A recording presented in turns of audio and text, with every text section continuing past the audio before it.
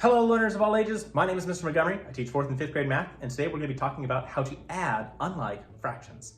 Now, when it comes to like fractions, that's when both the denominators are the same for fractions that you're adding together, such as 1/3 plus 2/3. They both have a third in the denominator spot. Unlike fractions are when the denominators are different, and we're going to be talking about how to add unlike fractions. Now, I have 2/6 plus 3/4. Now, I need to find the least common denominator least common denominator for 6 and 4.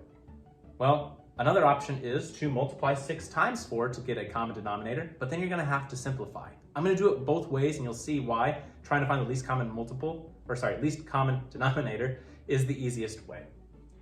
So I'm going to be multiplying first. Well, 6 times 4, 6 times 2 is 12, and that's 24. So 24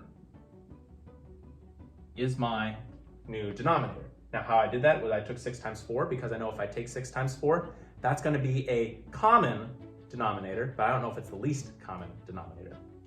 So how did I get from 6 to 24? I multiplied by 4. So that means I have to do the same thing to my numerator. 2 times 4 is 8. And how did I get from 4 to 24?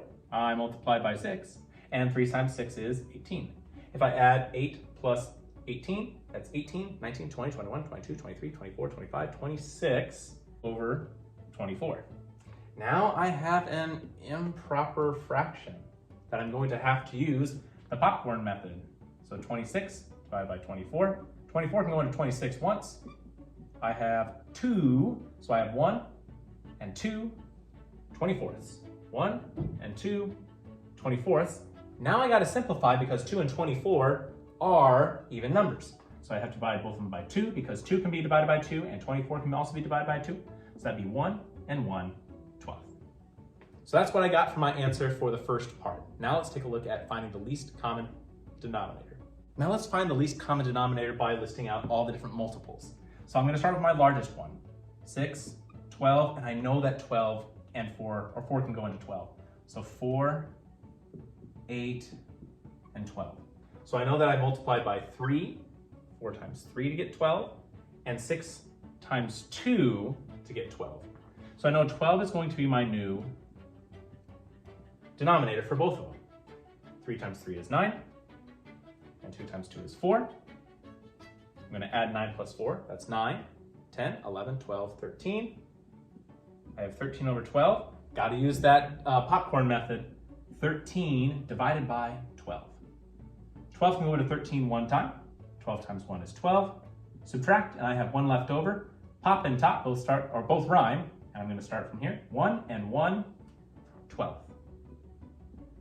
So I did get the same answer, but it just depends on how you want to do your work. Do you want to use your work and energy to find the different multiples?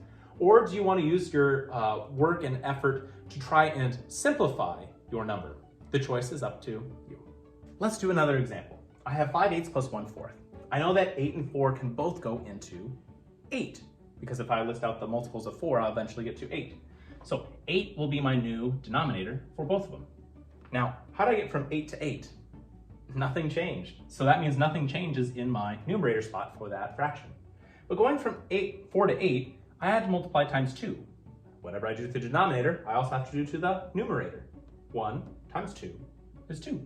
And if I add those together, I would have 7/8. And 7/8 is in simplest form because the only way to get 7 more simplified or to multiply it is 1 times 7. I can't divide by 7 from 8, so it's in simplest form.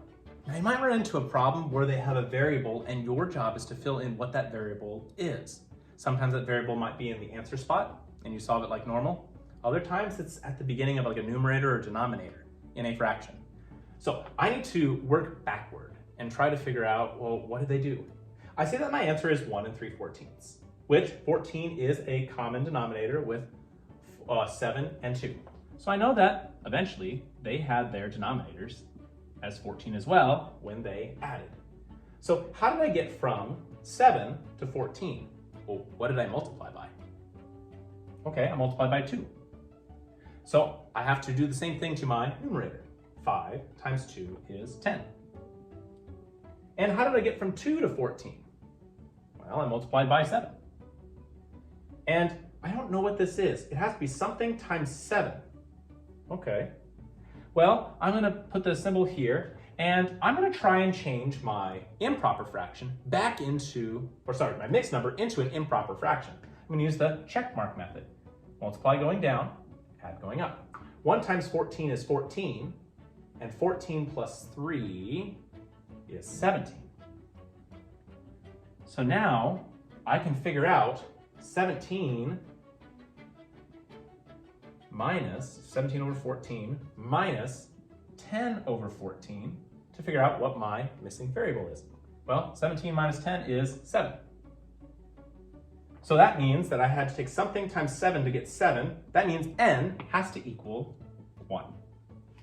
All right, my 5th grade friends, if we take a look at page 93, you're going to be seeing we're going to be doing number 2, 9, and 16. The directions say find each sum. Make sure to find a common denominator for each one before you add, and it's okay to have it as a mixed fraction, but make sure that each of your fractions are going to be simplified as an answer. If you have any questions on how to add fractions with unlike denominators, feel free to ask me when you come to class.